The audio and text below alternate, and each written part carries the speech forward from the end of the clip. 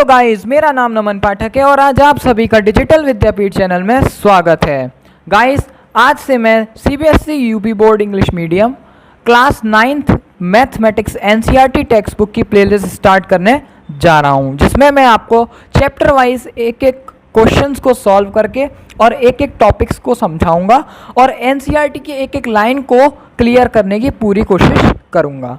Chapter के बीच बीच में आए सभी जो एग्जाम्पल्स होंगे हम उनको भी सॉल्व करेंगे और लास्ट में दी गई एक्सरसाइज जो होंगी उनको भी हम डिटेल सॉल्व करेंगे। सो गाइस, बिना टाइम को वेस्ट करते हुए आज की वीडियो को हम स्टार्ट करते हैं। सो गाइस, आज हम स्टार्ट करेंगे नंबर सिस्टम, लेकिन नंबर सिस्टम को स्टार्ट करने से पहले उसको हम ये देखेंगे कि इसमें हम बेसिकली टॉपिक्स क्या क्या पढ़ने वाले हैं। आने वाली वीडियोस में भी हम उन्हीं टॉपिक्स पे डिस्कस करेंगे और आने वाले कुछ टाइम में जब हम इस चैप्टर को पूरा पढ़ते हुए जाएंगे तो हम कौन कौन से टॉपिक्स इसमें फर्दर स्टडी करेंगे। तो बेसिकली सबसे पहले हम इंट्रोडक्शन देखेंगे, उसके बाद रिलेशनल नंबर क्या होता है वो समझेंगे, फिर रियल नंबर एंड उसके डेसिमल एक्सपांशन क्या होते हैं उनको समझेंगे, रिप्रेजेंटिंग रियल नंबर और number line, operations on real number and final topic जो रहेगा laws of exponent of real number. So आज की इस वीडियो में हम कवर करेंगे इसका basic introduction. So guys, start करते हैं आज का video. In your earlier classes you have learned about the number line and how to represent various types of numbers on it. See figure 1.1। अब आपने अपनी प्रीवियस क्लासेस जो आप 7th में पढ़ते आ रहे हैं, 8th में पढ़ते हुए आ रहे हैं, उसमें आपने नंबर लाइन के बारे में काफ़ी ज़्यादा स्टडी करी होगी। बेसिकली अब तो 5th 6th से ही आ जाता है। सबसे पहले एडिशन के लिए आता है कि हमें एक नंबर लाइन दे दी और हमको फिर एडिशन को उसमें शो करके दिखाना है, माइनस को शो करके दिखाना है, मल्टीप्लाई को शो करके दिखाना है और डिवीज़न को शो करके दिखाना है। तो हम लगभग 5th और 6th से ही नंबर लाइन के बारे में जानते हैं और उसके अलग अलग जो टाइप्स होते हैं नंबर को, उनको हम कैसे रिप्रेजेंट कर सकते हैं हम वो भी अर्लियर क्लासेस में डिस्कस कर चुके हैं। तो देखिए इस फिगर में देखिए आपको नंबर लाइन से पता ही चल रहा होगा कि हम क्या होते हैं, एक लाइन लेते हैं, दोनों तरफ उसके एरो लगा लेते हैं और ये कोई लाइन सेगमेंट नहीं है, ये लाइन है सिंपल। ठीक है, लाइन और लाइन सेगमेंट में आपको डिफरेंस पता होगा, है नहीं भी पता होगा तो मैं बता देता हूँ। सो सबसे पहले समझते हैं लाइन क्या होती है। तो लाइन क्या होगी, एक तो कलेक्शन होता है पॉइंट्स का जो बिल्कुल पास पास है, लेकिन ये तो लाइन की डेफिनेशन हो गई। लाइन और लाइन सेगमेंट हम बेसिकली समझ रहे हैं। तो लाइन क्या होता है कि किसी भी एक मैं पर्टिकुलर लाइन को इनफाइनाइटली दोनों पॉइंट से जितना बढ़ाना चाहूँ मैं बढ़ा दूँ, वो तो हो गई सिंपली लाइन। ठीक है, और लाइन सेगमेंट क्या होता है कि दोनों तरफ हमारा पॉइंट फिक्स हो जाए, कि अगर मुझे 5 सेंटीमीटर की लाइन लेनी है तो मैं 0 से स्टार्ट करूँगा और 5 पे वो लाइन ख़त्म हो जाएगी, दैट इज़ लाइन सेगमेंट। और मैंने एक लाइन खींच दी और उसको मैं राइट हैंड साइड में से जितना बढ़ाना चाहता हूँ मैं उतना बढ़ा सकता हूँ और लेफ्ट हैंड साइड में एज़ पर आवर रिक्वायरमेंट जितना बढ़ाना चाहता हूँ मैं उतना बढ़ा देता हूँ, तो वो हमारी सिंपली क्या हो जाएगी, लाइन हो जाएगी। तो हमने एक लाइन ली है और उसके मिडल पे हमने 0 लिखा है, उसके राइट हैंड साइड में हमने एक एक यूनिट के डिस्टेंस पे 1 2 3 लिखा है और लेफ्ट हैंड साइड में -1 -2 -3 लिखा है। तो ये हमारा बेसिक रिप्रेजेंटेशन है किसी भी नंबर लाइन को रिप्रेजेंट करने का पेपर पे, और ये आप प्रीवियस क्लासेस में आप इसको काफ़ी अच्छे से डिटेल में डिस्कस कर चुके हैं। Now just imagine you start from 0 and go on walking along this number line in the positive direction as far as your eyes can see these are numbers numbers and finally numbers. तो just आप imagine करिए कि ऐसी एक number line आपको practically दी जा रही है और आपको उसमें से चलना स्टार्ट करना है 0 पर से। ठीक है, और 0 पर से कहाँ जाना है, आपको पॉजिटिव नंबर्स की तरफ जाना है और पॉजिटिव नंबर्स कहाँ हैं, आपके राइट हैंड साइड पे। और आप जब स्टार्ट करोगे चलना तो देखेंगे आप जहाँ तक अपनी आंखों से देख सकते हो, जहाँ तक आपकी आइज़ आप दूर तक देख सकती हैं, आपको वहाँ पर क्या दिखेगा, सिर्फ नंबर्स दिखेंगे, नंबर्स दिखेंगे और सिर्फ नंबर्स ही दिखेंगे। ठीक है, now suppose your start walking along the number line and collecting some of the numbers, get a bag ready to store them। अब आपको क्या करना है, उस पर वॉक स्टार्ट कर देनी है नंबर लाइन पे और आपको उसमें से कुछ नंबर्स को कलेक्ट करना है। ठीक है, और आपको एक बैग दे दिया जाएगा जिसमें आपको वो सारे स्टोर करना है। तो क्या कीजिएगा, आप एक बैग ले लीजिए, गा और आप इसको स्टोर कर रहे हैं। अब देखिए ये प्रैक्टिकली नहीं करना है, लेकिन हाँ इस एग्जाम्पल से, आप इस सिचुएशन से ये जो नंबर होते हैं अलग अलग टाइप के, इनको समझने की कोशिश करिए। ये सारे नंबर्स आप बेसिकली 8th क्लास तक पढ़ चुके हैं, बस एक ये रिवीजन हो रहा है आपका प्रीवियस क्लासेस का। और इसको देखने के बाद, इस वीडियो को देखने के बाद मैं आपको श्योरिटी दे सकता हूँ कि आपने अपने लास्ट क्लासेस में भी नंबर्स नहीं पढ़े होंगे अच्छे से, तो आप इसको देखने के बाद नंबर सीख जाओगे। हम कैसे आइडेंटिफाई कर सकते हैं कौन सा नंबर क्या है और उसका क्या रोल है, और हम कैसे पहचान कर सकते हैं उसकी। ठीक है, you might begin with picking up only natural numbers like 1, 2, 3 and so on. You know that the list goes on forever. Why it is true? So now your bag contains infinitely many natural numbers. Recall that we denote the collection by the symbol capital N. अब देखिए सबसे पहले आपने क्या start किया, pick करना, natural numbers को start कर दिया, जैसे कि 1, 2, 3 और आगे फर्दर चलता जाएगा। तो नेचुरल नंबर्स क्या होते हैं? वो नंबर्स जो हमारे 1 से स्टार्ट होते हैं और फर्दर इनफाइनाइट जितनी भी काउंटिंग्स होती हैं वो चलती जाते हैं, वो हमारे सारे नेचुरल नंबर्स होते हैं। अब इनफाइनाइट का क्या मतलब हो गया भैया? इनफाइनाइट का मतलब कुछ नहीं है, जो हम डिफाइंड नहीं कर सकते वो हमारे लिए क्या है? इनफाइनाइट। कैसे? देखिए एक सिंपल से एग्जांपल से आप इनफाइनाइट की डेफिनेशन को समझने की कोशिश करिए। एक बिल्कुल भिखारी है और वो उसका डेली का काम है सिर्फ़ और सिर्फ अपने आसपास जो भी कूड़ा पड़ा होता है उसमें से बीनना, ठीक है, और उसी को वो थोड़ा बहुत बेच देता है और फाइनली जितना पैसा उसे मिलता है उसमें ही वो अपनी ज़िंदगी चला लेता है। और कभी कभी ऐसा होता है कूड़ा नहीं मिला, नहीं बिका, और जो भी उसका बेचने का था वो नहीं बेचा और वो भूखा सो जाता है। अब उस बंदे ने आपकी जो पूरी ज़िंदगी है, अब उसकी जो पूरी ज़िंदगी है वो किस में कट रही है? सिर्फ उस कूड़े को उठाने में, उसे बेचने में और अपना पेट पालने में, ठीक है। कभी कभी तो वो भी नहीं पाल पाता है। तो उसको मैं अगर ये बोलूँ कि यहाँ से अमेरिका कितनी दूर है, अगर मैं तुम्हें अमेरिका ले जाना चाहूँ तो तुम क्या चला सकते हो? तो उसके लिए वो बिल्कुल इनफाइनाइट है। क्यों? क्योंकि वो जानता ही नहीं है। वो अपने जो एरिया है जहाँ पर वो गार्बेजिंग करता है उसके अलावा उसने कुछ देखा ही नहीं है, ठीक है। तो उसके लिए अमेरिका हो सकता है, किसी के लिए दिल्ली भी इनफाइनाइट हो, अगर वो कहीं ऐसे शहर में रहता हो कि दूसरी सिटी में रहता हो तो, ठीक है। समझने की कोशिश करिए। तो मैंने तो चलो अमेरिका ले लिया, अब अमेरिका यहाँ से होगा कम से कम 4000-5000 किलोमीटर दूर, ठीक है।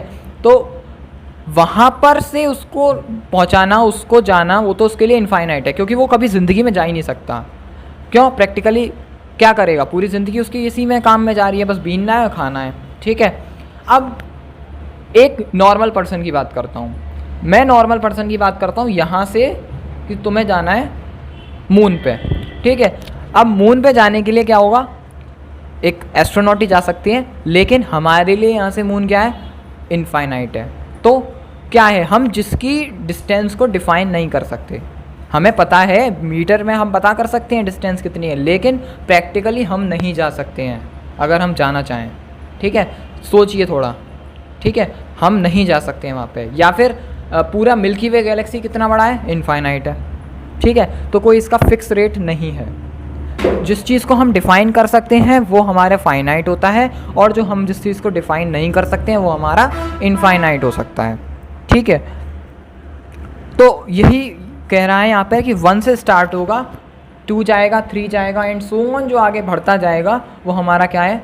क्यों? किसी के लिए देखिए 1 लाख इनफाइनाइट हो गया, किसी के लिए 1 करोड़ हो गया, 1 खरब हो गया, 1 अरब हो गया, फिर 1 अरब के बाद भी तो 1 आता है, 1 अरब 1, 1 अरब 2। काउंटिंग तो कभी ख़त्म नहीं हो रही ना। काउंटिंग जब ख़त्म नहीं हो रही है, जो चीज़ ख़त्म ही नहीं होती है उसको हम क्या बोलते हैं? इनफाइनाइट बोलते हैं। इसीलिए ये हमारा ट्रू है। इसलिए ये बोल रहा है you know that this list is goes on for ever, ये हमेशा चलती रहेगी, कभी ख़त्म नहीं होगी। और ये इसीलिए ट्रू है, क्यों? क्योंकि ये इनफाइनाइट लिस्ट है। जितना आप नंबर को बढ़ाते जाएंगे, कोई बंदा आपके सामने या कोई बंदी आपके सामने कोई एक नंबर बोल देती है तो जस्ट आप उसका नेक्स्ट नंबर बता सकते हो, ठीक है। So now deck contains infinitely many natural numbers. इसने वही बात रिपीट कर दी, कितने इनफाइनाइट मैनी नेचुरल नंबर्स हो सकते हैं। अब किससे डिनोट करते हैं हम? जो कलेक्शन होता है नेचुरल नंबर्स का, कैपिटल एन से डिनोट करते हैं। Now turn and walk all the way back, pick up 0 and into the bag, ठीक है। अब हमने क्या किया? हम दोबारा वापस गए और हम वहीं जहाँ से हमने जीरो से स्टार्ट किया था, जीरो से हम पॉजिटिव डायरेक्शन की तरफ बढ़ते जा रहे थे, हम वहाँ से जितने भी नेचुरल नंबर से हमने उनको उठा लिया।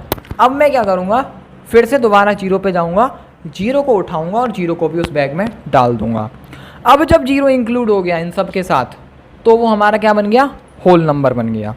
तो देखिए होल नंबर की जो डेफिनेशन क्या होगी, वो होगी अगर हमारा कोई भी नंबर जीरो से स्टार्ट होके इनफाइनाइट जितने भी पॉजिटिव नेचुरल नंबर्स हैं वो चला जाता है आगे, जीरो भी इंक्लूड है इसमें, वो सारे हमारे क्या होंगे, होल नंबर्स कहलाएंगे। ठीक है, तो नेचुरल नंबर और होल नंबर में आपको डिफरेंस पता चल रहा होगा। नेचुरल नंबर वो जो 1 से स्टार्ट होके इनफाइनाइट तक जाएं, और होल नंबर वो जो जीरो से स्टार्ट होके आपके फाइनली इनफाइनाइट पे जाएं। अब इसको हम किससे डिनोट कर सकते हैं, W से डिनोट करते हैं। ठीक है, now stretching in front of you are many negative integers, put all the negative integers into your bag. What is your new collection? Recall it is a collection of all integers and it is denoted by the symbol Z. अब क्या करिए, अब आपने zero तक के सारे number pick कर चुके हो और आपके बैग में क्या है, 1 2 3 से लेके इनफाइनाइट नंबर्स और जीरो भी इंक्लूड है उसमें। अब जब आप पीछे मुड़ के देखोगे तो सिर्फ आपको नेगेटिव नंबर्स ही दिखाई देंगे। ठीक है, आप उस नंबर लाइन पे चल रहे हो ना, तो ये सपोज करिए, आपको एक्चुअल में नहीं चलना है, ये इमेजिनेशन है जिससे आप इस एग्जाम्पल, इस सिचुएशन से सारे नंबर्स को रिकॉल कर रहे हो जो आप लास्ट अपनी क्लासेस में पढ़ते हुए आए हो। ठीक है, तो अब आप देखेंगे आपने सारे पॉजिटिव नंबर्स पिक कर लिए, जीरो पिक कर लिया। अब आप जब देखोगे जीरो पे खड़े होगे, पीछे मुड़ोगे तो देखोगे आपको सिर्फ और सिर्फ नेगेटिव नंबर्स ही दिखाई देंगे। अब आपको क्या करना है, पीछे की लेफ्ट हैंड साइड की तरफ जाना है और उन सारे नेगेटिव नंबर्स को भी उस बैग में डाल लेना है। अब जो कलेक्शन बनेगा आपके पास नेगेटिव नंबर्स का, पॉजिटिव नंबर्स का, और उसमें क्या है, जीरो भी इंक्लूडेड है, वो हमारा क्या कहलाता है, इस कलेक्शन का क्या नाम है, वो है इंटीजर्स। ठीक है, अब इंटीजर की डेफिनेशन क्या हो गई, सारे नंबर्स जितने भी हमारे पॉजिटिव होते हैं चाहे हमारे नेगेटिव होते हैं, और जीरो को जब हमारे कलेक्शन होता है इन सभी नंबर्स का, जीरो का, पॉजिटिव का और नेगेटिव का, ये कंबाइंड कलेक्शन हमारा क्या कहलाता है, इंटीजर्स कहलाता है, और इसको हम जेड से डिनोट करते हैं। अब यहाँ पर मैं आपको थोड़ा सा और बता देता हूँ, और एनसीईआरटी ने भी आपको बताया कि इसका जेड ही क्यों बोलते हैं। तो देखिए, जेड हमारा एक जर्मन वर्ड है, जहलीन, और जिसका मतलब क्या होता है, काउंट करना। तो हम बेसिकली नंबर्स की क्या कर रहे हैं, इधर काउंटिंग ही तो कर रहे हैं, इसलिए हम क्या करते हैं, इंटीजर्स को जेड से डिनोट करते हैं। Now are these some numbers still left on the line? Of course, these are numbers like 1/2, 3/4, or even minus के 2005/2006. If you put all such numbers also into the bag, it will now be the collection of rational numbers. अब देखिए, जब आप इन सब का collection कर लेंगे, सभी नंबर्स का, पॉजिटिव का, नेगेटिव का और जीरो का, तब भी आपके पास कुछ ऐसे नंबर बचेंगे जैसे कि 1/2, 3/4, माइनस के 2005/2006, माइनस के 2/3, माइनस के 4/5, एट्सेट्रा एट्सेट्रा, इस टाइप के काफ़ी सारे नंबर्स आपके पास बचेंगे। अभी भी जब आप इनको बैग में डालोगे, जब आप इन सभी नंबर्स को बैग में पुट करोगे तो क्या मिलेगा, एक आपको कलेक्शन मिलेगा, और ये कंबाइंड कलेक्शन मिलकर क्या कहलाएगा, रेशनल नंबर कहलाएगा।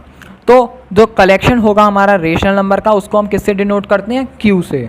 ठीक है, क्यों, क्योंकि रेशनल जो है वो हमारा एक वर्ड से निकला है, रेशो, जो हमने अपने प्रीवियस क्लासेस में रेशो और प्रोपोर्शन पढ़े हैं, वहाँ से ये वर्ड निकल के आया है रेशो। और क्यू क्यों कहाँ से निकल के आया है, कोशेंट से।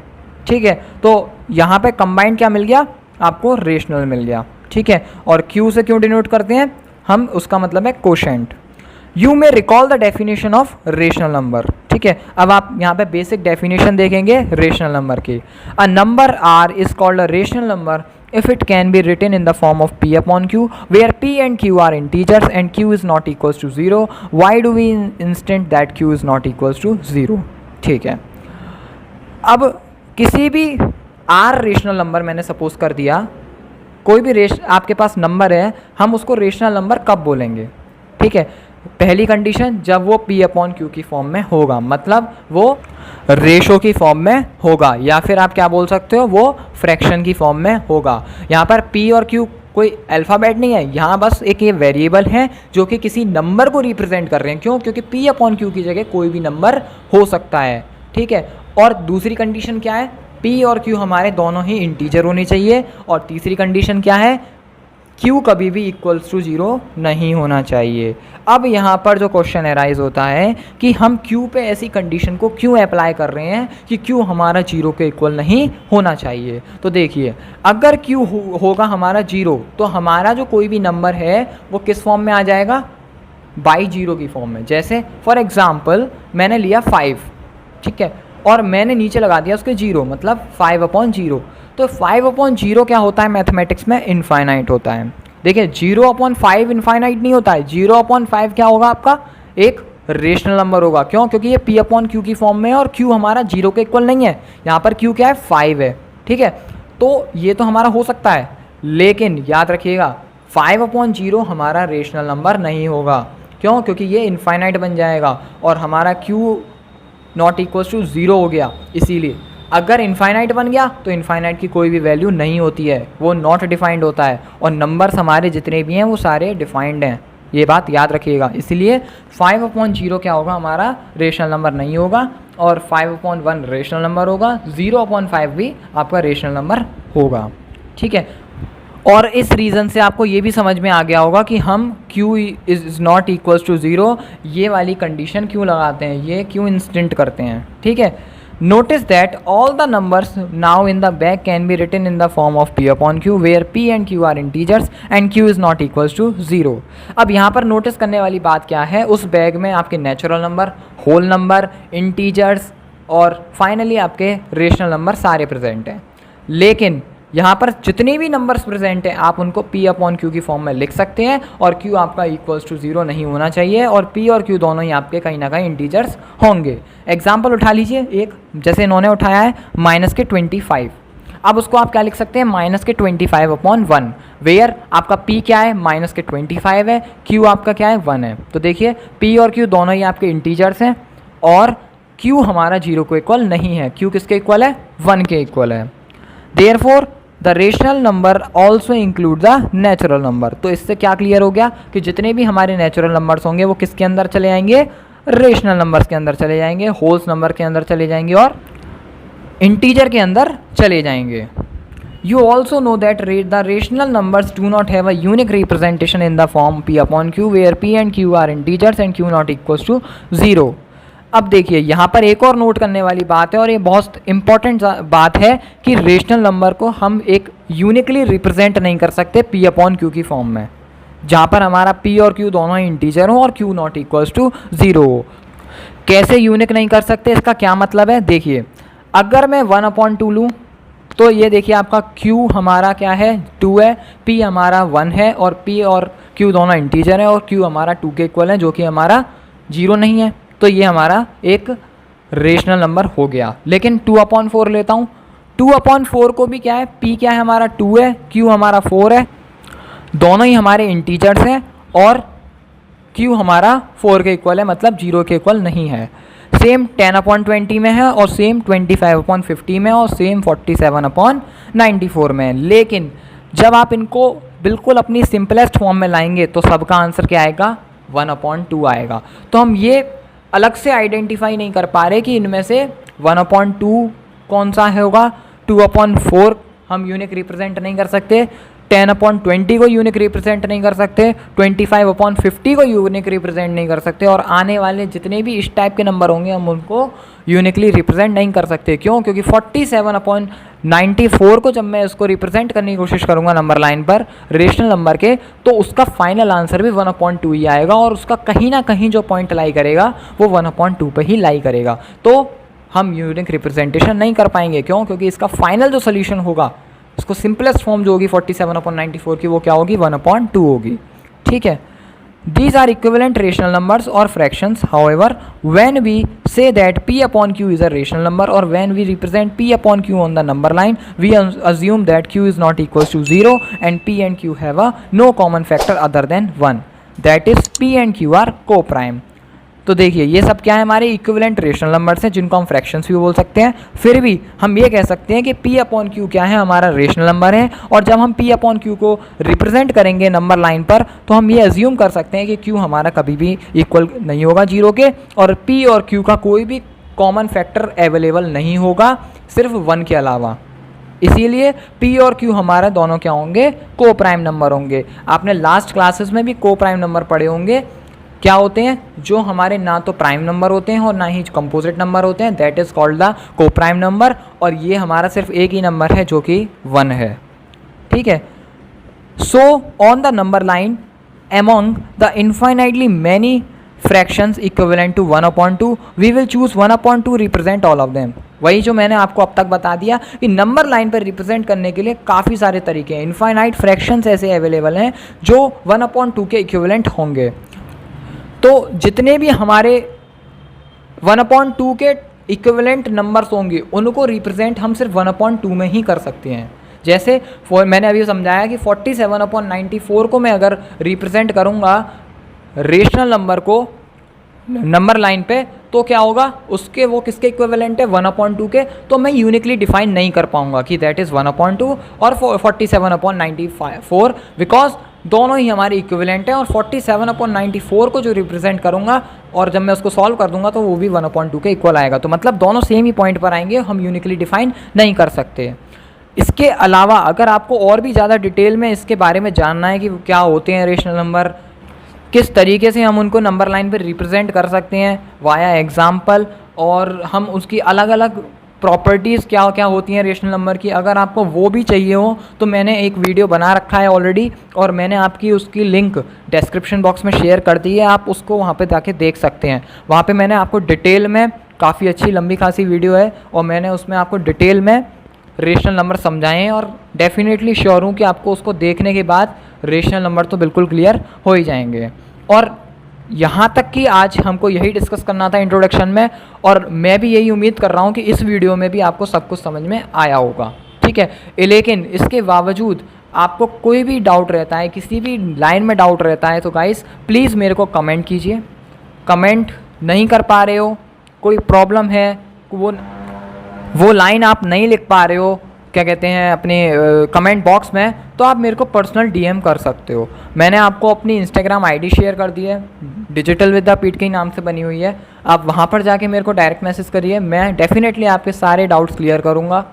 सेकंड, मैंने जो बच्चे यूज़ नहीं करते हैं अपने इंस्टाग्राम, 9th क्लास में आए हो यार अभी, तो मे बी बहुत से बच्चे ऐसे हों जिनको फ़ोन्स भी अलाउड ना हो, बट जिस तरीके का कोरोना टाइम चल रहा है अब तो ऑलमोस्ट सभी के पास मोबाइल्स होंगे, क्योंकि 5th क्लास का बच्चा भी ऑनलाइन क्लास ले रहा है, 4th का भी ले रहा है और 9th का भी लेगा ही लेगा। तो आपके पास फ़ोन होंगे, इंस्टाग्राम आईडी नहीं है, नो प्रॉब्लम, फेसबुक आईडी तो अब हर किसी के पास होती ही होती है, ठीक है। तो मैंने आपको अपनी फेसबुक आईडी भी शेयर कर दी है, वो मेरे खुद के नाम से है, @नमन पाठक, आप डाल सकते हो और आपको मिल जाएगा। वहाँ पर भी आप मेरे को पर्सनल डीएम कर सकते हो। लेकिन प्लीज़ मैथ्स है, और मैथ्स में मैंने पहले ही बता दिया है कि अपने डाउट्स को क्लियर कीजिए प्लीज़। मैंने काफ़ी सारी वीडियोस भी बना रखी हैं इसके लिए कि आप अपने मैथ्स को कैसे सुधार सकते हो, how to be good in a mathematics, उसकी भी लिंक मैं आपको डिस्क्रिप्शन में शेयर कर दूंगा। सो प्लीज़ आप डाउट्स क्लियर कीजिए और प्रॉपर प्रैक्टिस करते रहिए, वीडियोज़ को देखते रहिए, आपको डेफिनेटली मैथ्स अलग ही लेवल की देखने को मिलेगी अपने अंदर। Thank you guys, take care.